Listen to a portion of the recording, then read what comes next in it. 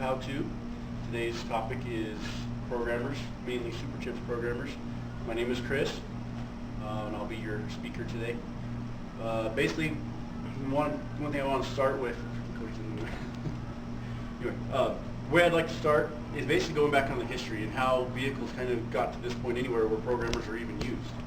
And basically back in the day when the internal combustion engine first came out, it was carbureted.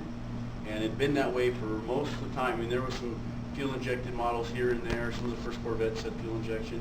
But for the most part, all vehicles were carbureted until the late 80s. In the late 80s, you started seeing fuel injection. And you couldn't do all the performance things to the fuel-injected motors as you could to the carbureted vehicles, so they had to figure out a new way of making them more performance. So what they did is they came out with, well, first it was chips that would plug into the computer and retune the computer to different parameters to keep more power. And then as vehicles advanced and computers advanced, and they started coming out with these programmers, which you can actually reprogram your vehicle to different parameters. And that's where SuperChips comes in, and the programmer. They first started working, pretty much SuperChips covers all the way back to about 1994 and up. Is pretty much all the vehicles that they cover. That's when you started getting your OBD2 diagnostic port option on vehicles, where you can download new programs and everything on vehicles.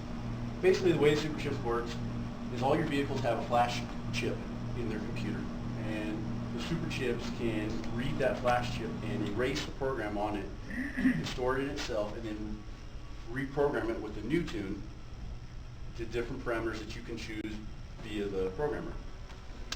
This is the newest SuperChips. This is their new flashback. Just came out here in the last, I don't know, a couple months is pretty much when it came out. It's very small compared to the first ones. The first ones, I wish I had one of my old ones here I could show you guys, but the first ones when they came out were about yay long, about this wide, and had a little bitty screen on them. But now they have a real nice LCD screen on them, and they work really nice. Let's see if I can get a box here to show you guys.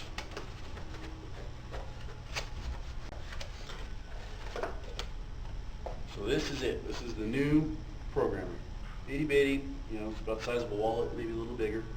They work really nice. Basically, on all your vehicles, like I said, they have a diagnostic port down underneath the dash, usually by the emergency brake release or maybe closer to the center of the dash. And you just plug this little plug in, and then it comes on, and it'll tell you different things that you can do. Gasoline vehicles have usually anywhere from 3 to 4 power levels to choose from, ranging from what they call an 87 octane tune, which is just, you can use regular gas just like you do every day, and it works with your standard programming. And it just optimizes it, makes it a little bit better.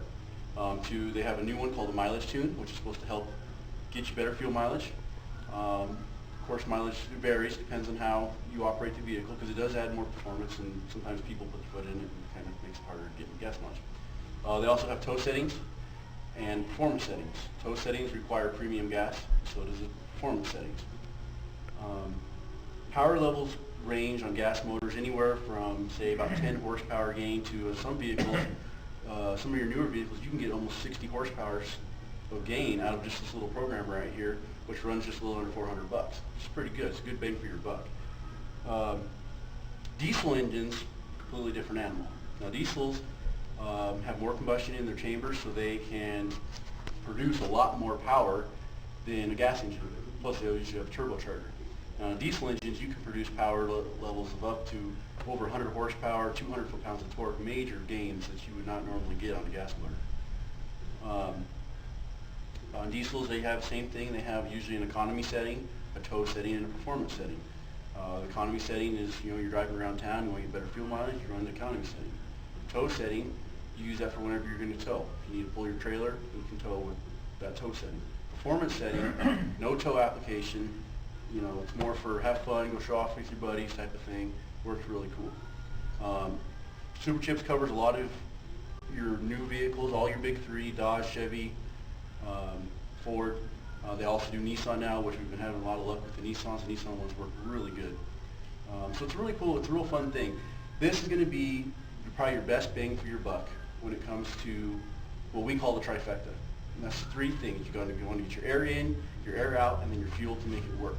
Out of all 3 of those items, this is going to produce the most power out of all 3. But now when you put them all 3 together, it makes it's like the perfect storm, I guess you could say. It works really good.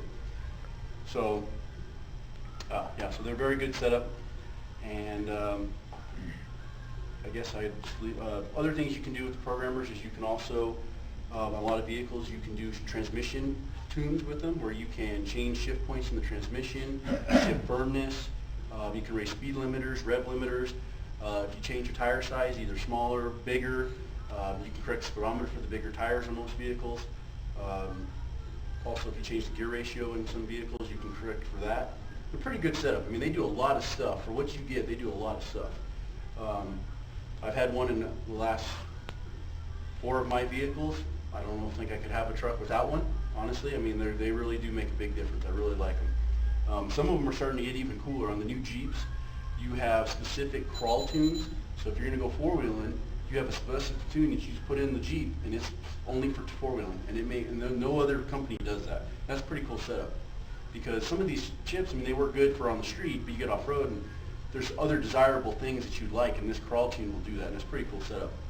The other thing for Jeep guys is sometimes the hot thing is putting a lower range transfer case gear in the transfer case. Well, sometimes when you do that, it'll throw off the computer of the vehicle and mess it all up.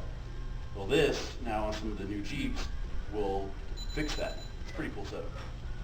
So, so now I guess I'll just open it up to questions, if anybody has any questions. Can you touch on the warranty? Yeah, well, warranty on vehicles basically No, I mean, the vehicle warranty. Vehicle warranty, yeah. Well, how not on this, but on what happens to the vehicle. Yeah. Basically, on in your vehicles nowadays, SuperChips works pretty hard with all your manufacturers to not to piss them off. They really honestly do. I was at the SEMA show last year talking to one of their techs, and he said, look, we work with them, we don't want to upset them, we want to work with them and make it better instead of affecting their vehicles. But basically the way it works is this. Anytime you go into your dealership, you always want to program the vehicle back to stock before you take it in, because dealers will do a periodic flash on the vehicle to update it to the most up-to-date tunes that Ford, Chevy, or Dodge has on their vehicles. And when you do that, if this is programmed in the vehicle, it can erase all programming, and then you have to send this back to Edge and have it all redone, and it becomes a little bit of a pain in the butt. SuperChips. Did I say SuperChips? Edge. Oh, sorry, SuperChips. Edge is another program that we do. It's kind of, they all go together. But basically on the warranty on the vehicle manufacturers, basically GM, Ford, Dodge, Nissan, none of them can void your warranty unless they can prove that this was in the direct cause of the problem. And that is the I believe it's the Magnuson Act. I could be wrong on that one, but there's a Magnuson Moss. Magnuson Moss Act. So, run out there. I ran out. 8 minutes. So, I'm looking at Got you. most of it though. Did you touch on the availability to update the tuner via your PC? That's another new thing that you can do on these nowadays, is they have a little port right here that you plug into your USB port on your computer, and they are fully internet updatable. What you do is you go on to superchips.com, and you will download a program on your computer. You plug this in, and then you'll be able to go on there, and it'll do free updates. It'll update it to the most current programs that they have, because the dealers do, like I touched on earlier, they do change over time. So sometimes, you need to update this to keep it in current. Plus sometimes they come out with new programs or new settings. Like Ford on the new 08 Super Duty, here soon they're going to have a new thing where you can correct the tire size. Right now in the current model it doesn't have that, but here soon you'll be able to update it via the internet that you can do that.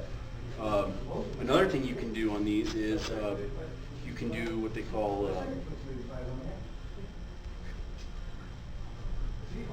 It's like the vehicle management where you can check the horsepower and stuff like that. I can't forget what they call it. I'm cheating, I'm using the box.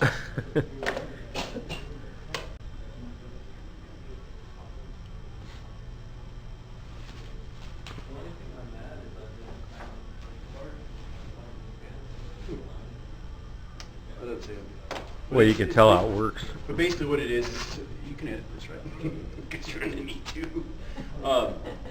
Basically what you can do is you can go in, you can do data logging. That's the term we're looking for.